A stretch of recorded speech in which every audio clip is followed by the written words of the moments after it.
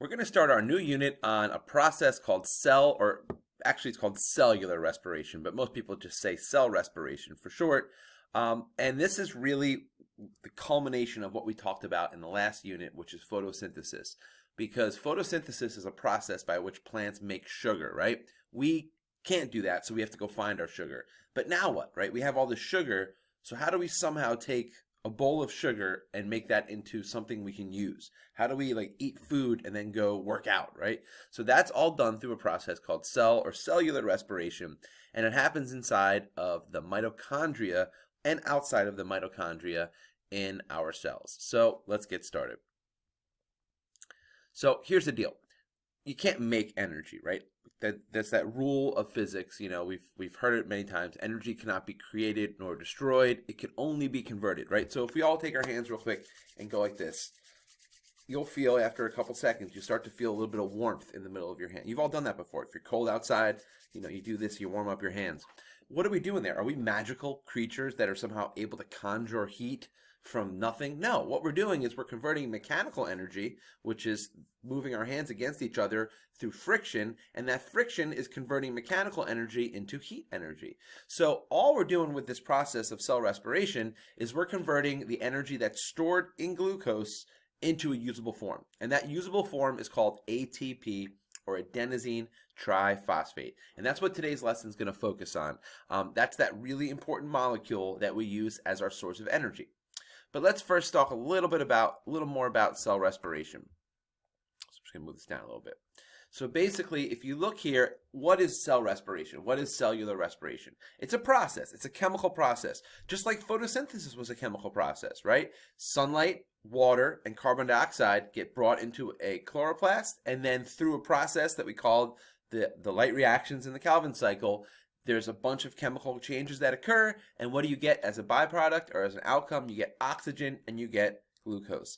Well, cell respiration is the same exact scenario, except instead of it being making glucose, we're taking the glucose that got made in photosynthesis and we're using that to create this molecule called ATP. So basically it's a process that releases energy by breaking down glucose. So we take glucose molecules, and we break them down, and we do that with oxygen. So what do you need for cellular respiration? You need two things. You need glucose and you need oxygen. And that is the reason why we breathe in oxygen and we breathe out carbon dioxide. It's because of this process. But let's talk a little more about ATP. So why do we go through this process? Well, basically, here's the deal. Glucose has a massive amount of energy, but if you use it up too quickly, it's going to be gone, right? So, for example, if we were to just try to burn glucose, if we didn't convert it to ATP, we would have this burst of energy, and then we'd have no usable energy after that, and our systems would shut down. Okay, so imagine, you know, if you go to a restaurant and you get this big giant bowl of food that you can eat really fast and you get all this energy, and then it's gone, and now there's no more food for a very long time.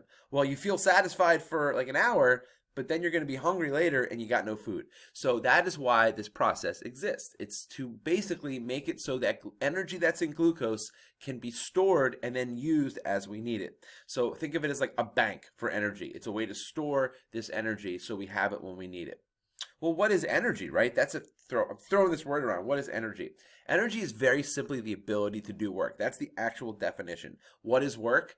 Work is anything. Anything that requires energy, right? So it's kind of like, you know, what came first, energy or work? But, you know, if you want to do anything, move, breathe, make a protein, you know, think, any of those things require energy.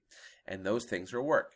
And what is this energy that we're talking about? It's this molecule called ATP, or adenosine triphosphate.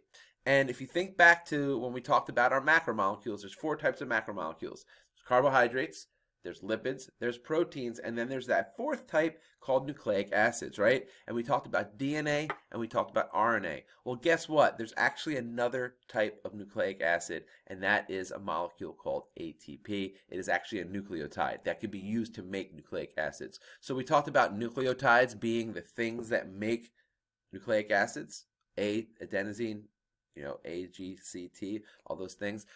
ATP is one of them, actually. So what is ATP made out of? Well, if you take a look here, this is a molecule of ATP.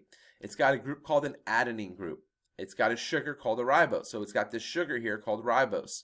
So sugars are used all over the body, not just for energy. And then there are these 3 phosphate groups attached to it. So it's really, that's why it's called adenosine triphosphate. Tri means 3, so there's 3 phosphates that are attached to each other. And then think of the adenine and the ribose as basically like the spine that holds it all together. So the adenine and the ribose are like the structural component that keep it all attached. And then attached to that, we have these 3 phosphate groups. So this would be what we consider a charged battery, right? ATP is this molecule that is usable. So what happens when we use it? Okay, let's talk a little bit about that. So basically, the energy that we're talking about here is actually stored between the bonds between those phosphates. So it's not like there's a magical energy stored there, but when you break that bond, it releases the ability to do work. So basically, when you use ATP, you lose a phosphate, and then when you want to recharge it, you add a phosphate. So let me just show you in this diagram real quick. So basically, here we have our ATP molecule. We have our adenine, we have our ribose, and then attached to it, we have our 3 phosphates. So let's say I want to use this molecule. I want to do something. I want to put a molecule across a membrane against the concentration gradient. I want to move one of my muscles. I want to have a thought, whatever the scenario is. What ends up happening is a process occurs where we remove a phosphate. And when we remove that phosphate, essentially usable energy is given off. Now, is it really like energy explodes out of there? No. But this is just to give you that visual, that idea that when you remove a phosphate, you have this usable energy. But now here's the problem. We have what's called an ADP, or adenosine diphosphate. Di means 2. So now this would be considered an uncharged battery. So how do we charge this battery up so we can use it again? You simply have to add another phosphate. So cellular respiration is the process of adding phosphates to ADP. So essentially there's this cycle that occurs where you have ATP, right? Adenosine triphosphate. It gets used, we release a phosphate in the process, right? And you get ADP, adenosine diphosphate.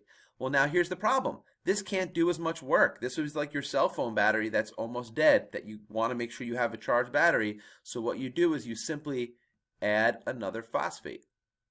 Now, where do you get those phosphates from? Well, you get them from the cell. And this is this process called cell respiration, where the cell builds ATP molecules from phosphates in the cell.